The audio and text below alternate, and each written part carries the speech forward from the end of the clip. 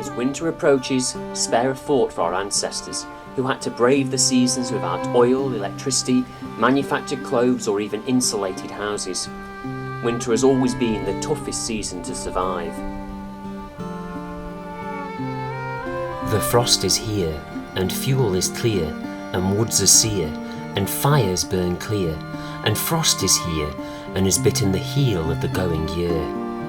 Bite, frost bite, you roll up away from the light, the blue wood louse, and the plump dormouse, and the bees are stilled, and the flies are killed, and you bite far into the heart of the house, but not into mine. Bite, frost bite, the woods are all the searer, the fuel is all the dearer, the fires are all the clearer, my spring is all the nearer. You have bitten into the heart of the earth, but not into mine. The Norse knew this time as Yule. Like their pagan ancestors, the Vikings revered the sun and saw it as a wheel that changed the seasons. At midwinter, the Norsemen gathered with their families around bonfires to tell stories and drink ale.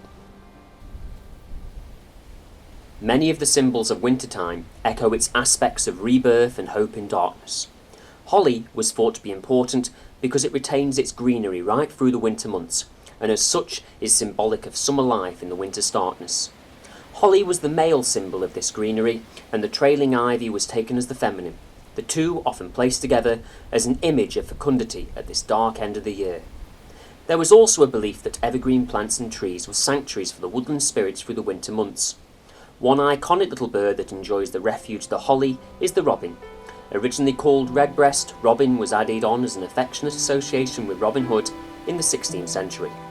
Robins with their cheery red breasts adorn many of our Christmas cards, and the origin story for their coloration goes back to the time of Christ.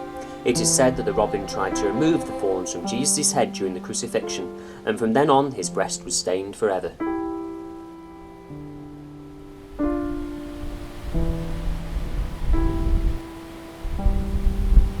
The robin may keep to the shelter of our woods, hedgerows and gardens during the winter, but other creatures must brave the bone-chilling cold. This is the Chew Valley on Saddleworth Moor, one of the highest and steepest valleys in the southern Pennines. It is a great vantage point for viewing kestrels, being one of the few places you can comfortably get above them. The kestrel is the smallest and one of the most common of all of our birds of prey. Only 35 centimetres long and with a wingspan of 80 centimetres, it is able to soar easily through the high moorland skies. In the air, the kestrel is easy to recognise with its barred brown plumage, reddish back and pale underparts. They use their acute eyesight to spot prey such as mice and voles from great height before swooping down and piercing with its strong claws. Its old country name is wind hover. This kestrel has just spotted a small mammal. It cascades down into the long moor grass before taking it to a distant boulder to consume. The kestrels were once hunted severely by gamekeepers, but now their consumption of rats and mice is appreciated and they are no longer persecuted.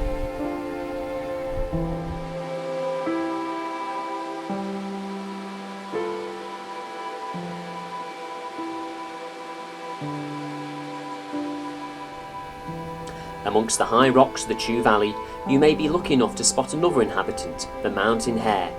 Once residents of the Peak District, they died out around 6,000 years ago, but were reintroduced from a surviving population in the Scottish Cairngorms in the 1870s for sporting purposes, and have since thrived. From a population of a few dozen, there are now over 1,000 stretching across the high moors from Black Hill to Kinder and the Derwent. When not feeding, the hares often lie among the rocks or shallow heather, where they get not only shelter from the wind, but also an extensive view.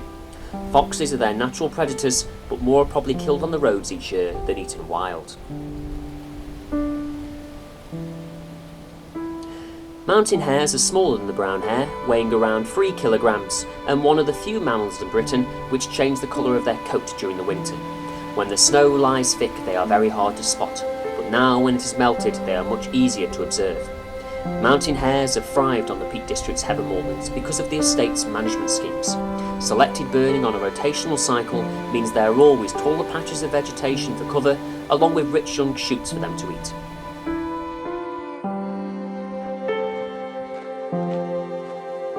During winter, dark clouds begin to form in the skies above our fields, woodlands and reed beds, but they are no ordinary clouds. Once a common sight in Britain, this spectacle has become ever more elusive. You often have to come to a very isolated location, such as this silted up quarry bed near to Stony Middleton. But that abandoned industrial setting does not detract from the magic of the event. What I'm hoping will happen is that in a few minutes some small flocks of birds are going to arrive to go to roost here.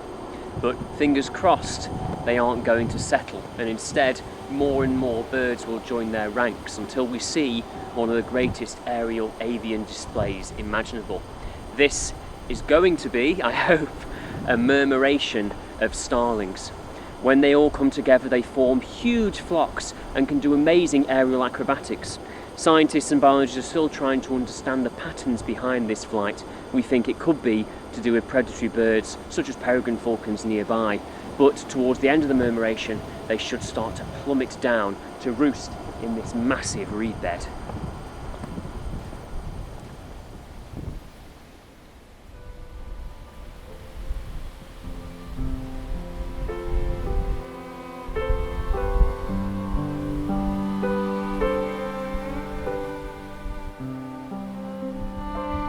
The night closes in, the temperature drops and it becomes bitterly cold.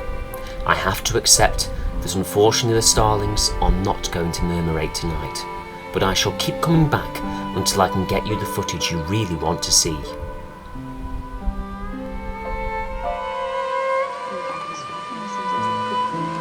Altogether, over the course of several months, I visited the quarry almost a dozen times. The very first time the area was thick with mist and gave an extremely eerie experience as waves of starlings flew overhead out of the dense grey cloud.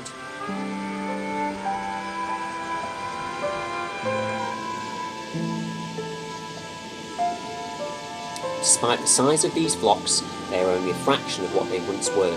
The starling population has crashed by over 70% in the last few decades, meaning the starling has now become an addition to the critical bird list for the UK. The shocking decline is down to a variety of factors, most notably the loss of permanent pastures and the increased use of agrochemicals.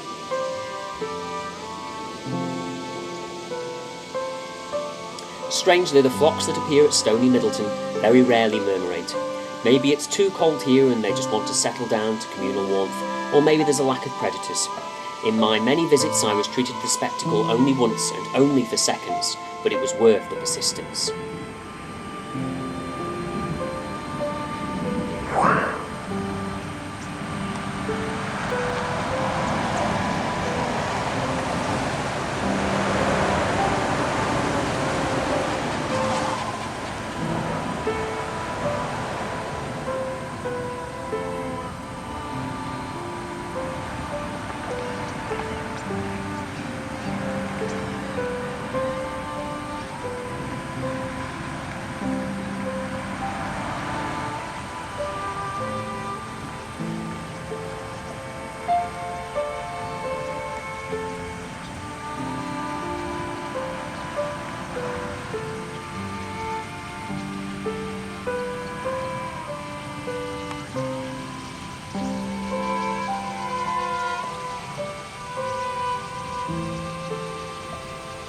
In deepest winter, the flowers have all gone, but with the leaves off the trees, a new and surprisingly green world is revealed.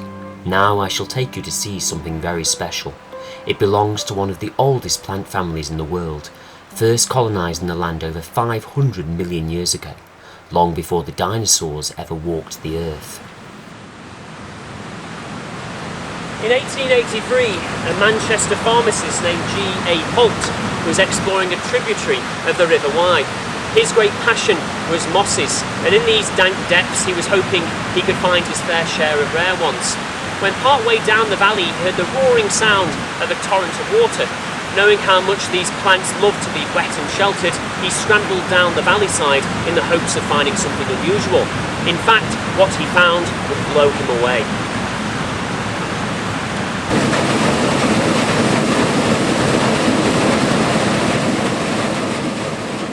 I have purposely not mentioned the name of this valley, as it is so fragile that damage cannot be risked by visitors, however good their intentions. To get to the site of this moss, we have to scramble down steep valley sides before climbing down the rear of a cave to gain access to an otherwise unapproachable gorge bottom. At the base, Holt's eyes were drawn to a cascade of moss-covered rock. Studying it closely, Holt noted some key characteristics. It forms a pale green dendritic mat across the limestone, looking like tiny fir trees growing out of the rock. The stems themselves are triangular, and each tip is coarsely toothed. He realised he'd discovered a brand new species, Derbyshire feather moss. It grows on only this 3 square metres of rock in the entirety of the world. Although it takes on a dark green when it's covered with water, it can also appeal pale and ghostly white. This is from calcite secretions from the water that's coming from deep underground in the limestone rocks.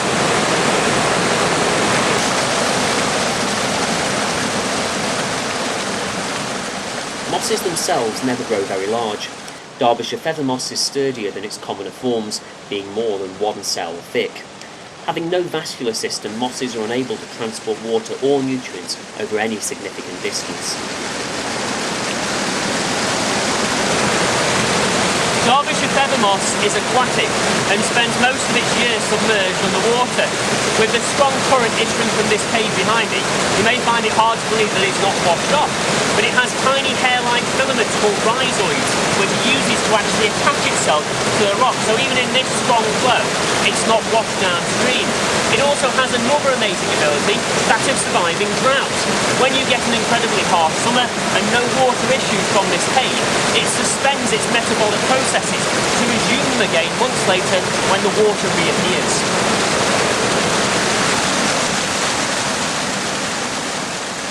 Microscopic analysis also revealed another strange feature. Most mosses have male and female sex organs on separate plants. The Derbyshire feather moss is only male. None of the plants in the dale have any female reproductive features. The little growth that does occur here will be only vegetative. It is an open question as to whether any females are waiting to be found, or this is an evolutionary dead end. Derbyshire feather moss is one of only 4 bryophytes on the World Red List.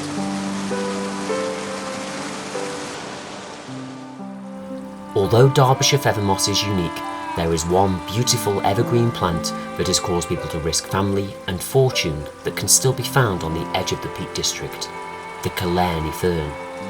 First discovered in Bingley in Yorkshire in the 18th century, and then called the wild bristle fern, the delicate plant was so prized by collectors it was soon picked to extinction. A few years later it was discovered in southwestern Ireland, where it is still at its most abundant today. But that word masks its rarity. In Britain, the fern is down to only 10 sites, and theft is still the biggest threat. On the black market, the Killarney fern can change hands for the price of a house. On the edge of the peaks, this small, immature colony is secretly growing to fruition. Ferns exist in 2 stages: the gametophyte, a web of filamentous roots where reproduction takes place, and the sporophyte, or mature fern. Here, immature sporophytes are growing from the gametophytic mass.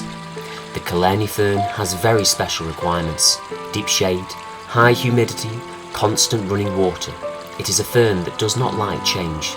It sits there, year on year, barely growing, and the instant any competition or environmental change arrives, it simply wilts and dies. This behaviour is probably down to its ancient genetics, for it may have been here for a very, very long time.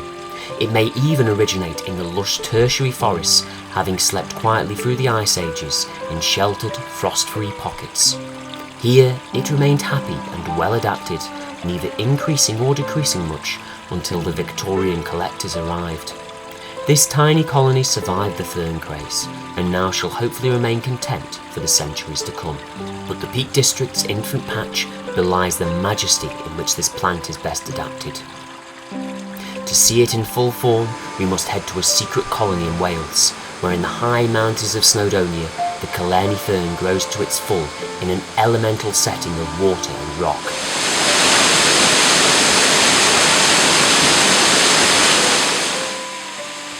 The dark green fronds hang down, running with water and begemmed with sparkling drops. Our land would surely be a poorer place without wonders such as these.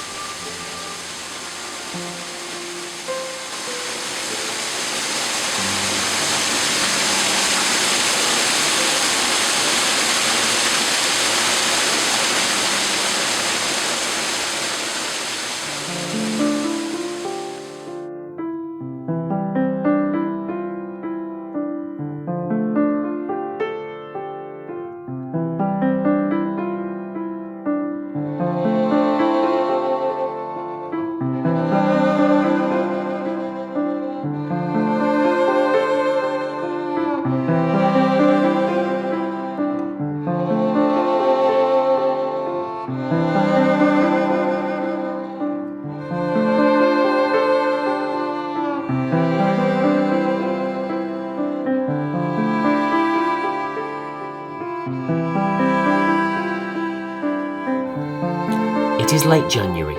The wheel of the year is almost complete, ready to be reborn at the time of Imbolc. For now, our journey through the natural history of the Peak District is complete. I hope you have enjoyed this tour through the magical landscapes and wildlife of the area. Maybe I shall see you in the coming year, for this is a land to be embraced, and maybe I will have given you a little inspiration to travel into it and experience its beauty and wonder for yourselves. And in the hedgerows and churchyards, the first signs of new life stir beneath the heavy snows. All of our partings contain within them the possibility of meeting again, in other places, in other times. So excuse me if I do not say goodbye. We are a part of this place, and we will pass this way again.